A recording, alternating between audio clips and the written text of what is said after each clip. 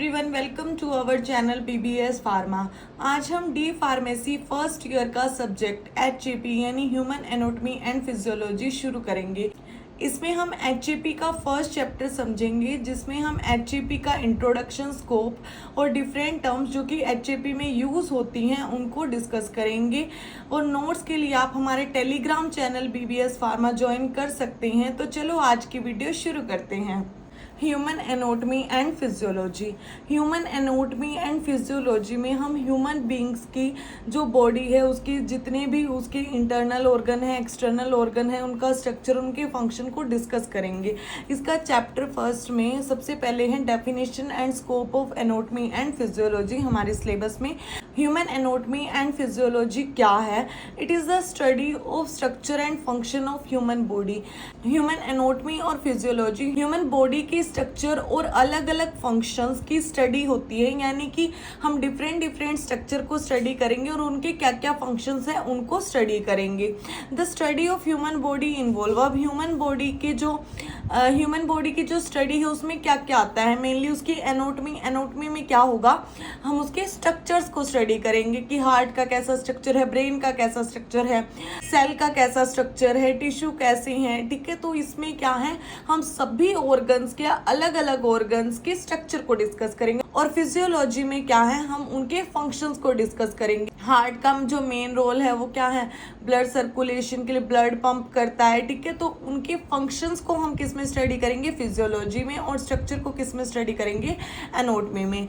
Anatomy क्या है? It is a branch of science which deals with the study of structure of different organs of human body. Anatomy branch है science की जो human body की अलग अलग organs को स्टडी करने के लिए हेल्प करती है। फॉर एग्जाम्पल हिस्टोलॉजी हम इसमें स्टडी करेंगे, किस टिश्यू के बारे में स्टडी करेंगे, उसके स्ट्रक्चर्स को देखेंगे। क्या है साइटोलॉजी, सेल्स की स्टडी करेंगे, उनका स्ट्रक्चर स्टडी करेंगे। तो एनाटॉमी में हम अलग अलग ऑर्गन्स यानी कि जैसे कि ब्रेन, हार्ट, किडनी, इन सब की स्ट्रक्चर्स को डिस्कस करेंगे कि इनके अंदर क्या होता है, कहाँ पे प्रेजेंट होता है, कैसे होता है, ठीक है। और उसके बाद क्या है physiology, it is the branch of biological science. ये बायोलॉजिकल साइंस की ही एक ब्रांच है which deals with the study of functions of different organs of human body, जो ह्यूमन बॉडी की अलग अलग ऑर्गन के फंक्शंस की स्टडी में हेल्प करता है। Example immunology, neurophysiology. इम्यूनोलॉजी में क्या है, हम इम्यूनो सिस्टम की स्टडी करेंगे। न्यूरोफिजियोलॉजी में नर्वस सिस्टम की स्टडी करेंगे। बेसिकली जितने भी तरह के सिस्टम है, रेस्पिरेटरी सिस्टम, डाइजेस्टिव सिस्टम, उन सबको हम क्या है फिजियोलॉजी में स्टडी करेंगे कि कैसे हमारा फूड हम खाते हैं, उसके बाद डाइजेशन की प्रोसेस होती है, कैसा हमारा पूरा ब्लड सर्कुलेशन चलता है, वो सब क्या है हम फिजियोलॉजी के अंदर डिस्कस करेंगे। उसके बाद क्या है scope of anatomy and physiology. अब फिजियोलॉजी और एनाटॉमी के क्या क्या स्कोप है, ये किस चीज में हमारी हेल्प करते हैं? It helps in the study of human evolution and development. Anatomy और फिजियोलॉजी क्या है, ह्यूमन एवोल्यूशन और डेवलपमेंट में हेल्प करता है, यानी कि इसमें हम क्या है बेसिकली ह्यूमन बॉडी के स्ट्रक्चर और फंक्शन को स्टडी करेंगे। तो जो जो एवोल्यूशन होगी और डेवलपमेंट होती रहेगी उनके बारे में हमें क्या है समझने में आसानी होगी एचएपी की हेल्प से।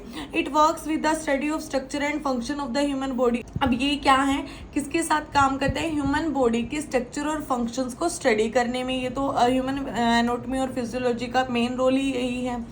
Help in the understanding of different surgical technique.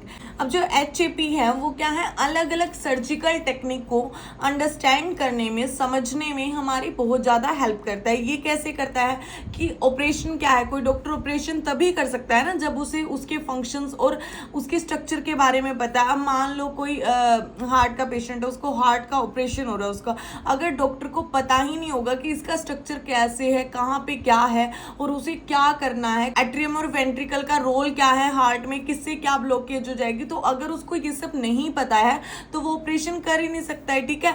अगर उसको यही नहीं पता होगा कि हार्ट कहाँ पे है, कैसा दिखता है, तो वो क्या है ऑपरेशन कर ही नहीं पाएगा, ठीक है। तो ये क्या है सर्जिकल टेक्निक यानी सर्जिकल प्रोसीजर है, उसको समझने में बहुत ज़्यादा हेल्पफुल है।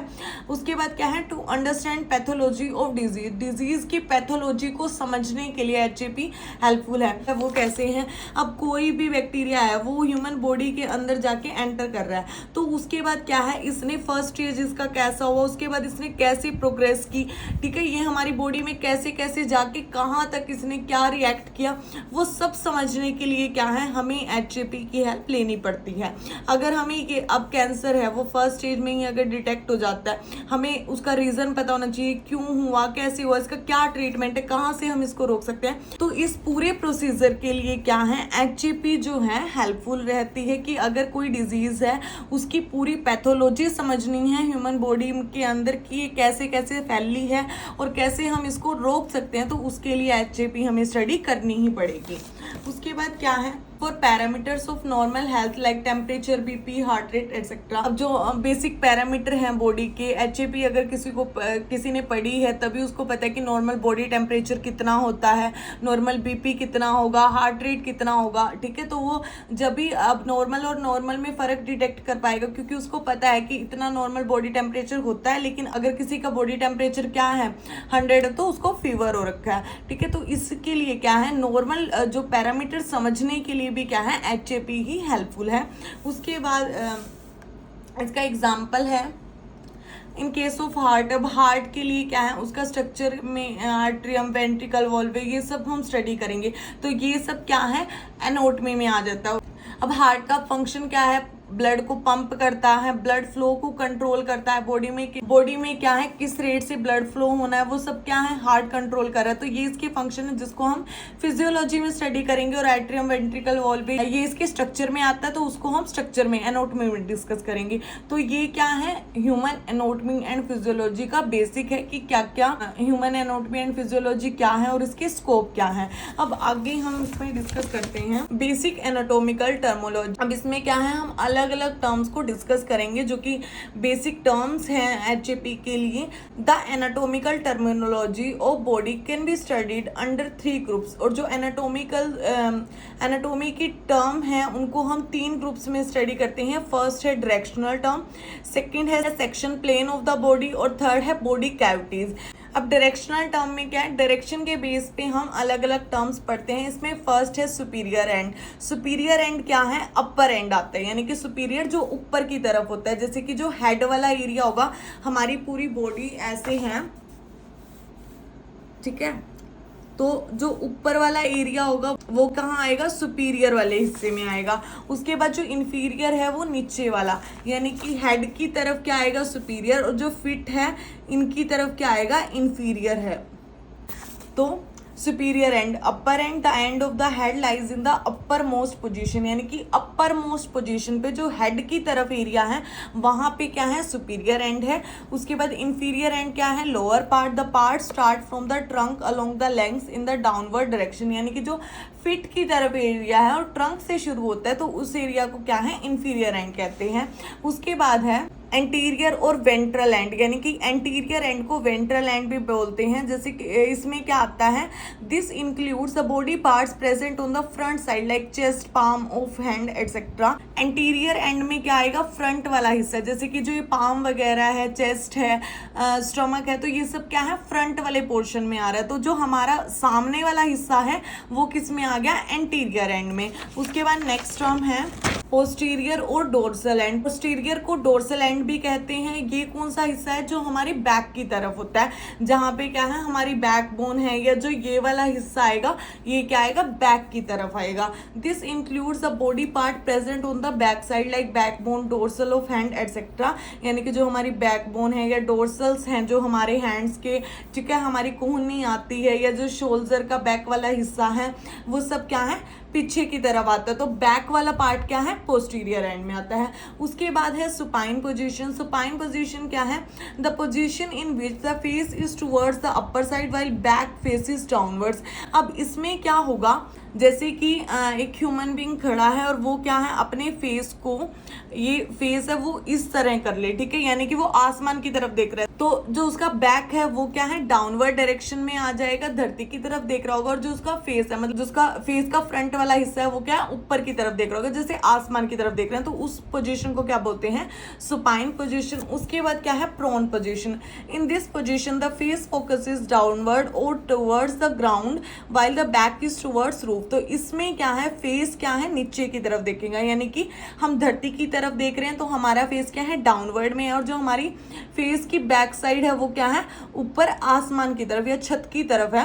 तो उस पोजीशन को हम बोलते हैं प्रोन पोजीशन। उसके बाद जो सेकंड पार्ट है, सेकंड ग्रुप है प्लेन्स ऑफ द बॉडी, यानी कि बॉडी के अलग अलग प्लेन्स की बेस पे जो टर्म्स आती हैं। इसमें फर्स्ट टर्म है सेजिटल।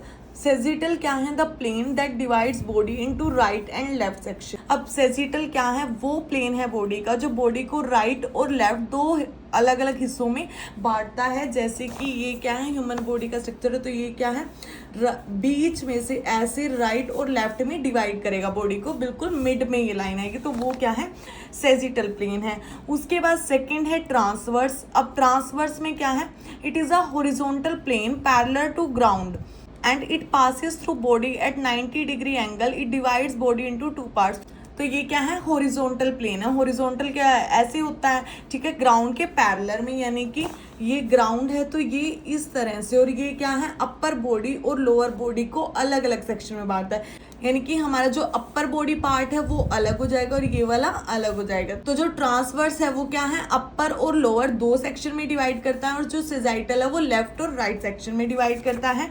उसके बाद है कोरोनल प्लेन। कोरोनल प्लेन क्या है, ये एंटीरियर और पोस्टीरियर पार्ट में बॉडी को डिवाइड करता है, यानी कि फ्रंट वाला वो क्या है, कुछ इस तरह से डिवाइड करेगा यहाँ से, ठीक है। तो ये जो फ्रंट वाला पोर्शन है वो अलग हो जाएगा, और जैसे कि मेरा हैंड है इस तरह से कुछ डिवाइड करेगा कि फ्रंट वाला पोर्शन आगे हो जाए और बैक वाला अलग हो जाए, ठीक है। तो ये कोरोनल क्या है, एंटीरियर आगे वाले और पीछे वाले दोनों पार्ट को डिवाइड करता है। उसके बाद थर्ड ग्रुप है बॉडी कैविटीज। अब बॉडी कैविटीज में क्या है, कैविटीज वो एरिया होता है जहाँ पे स्पेस होता है, जैसे हमारा रिब केज वाला एरिया, वहाँ पे स्पेस है, हमारा माउथ है, ठीक, यानी कि जिस एरिया में स्पेस होगा और वो ओपन एरिया होगा तो वो क्या है, बॉडी कैविटीज में आएंगे।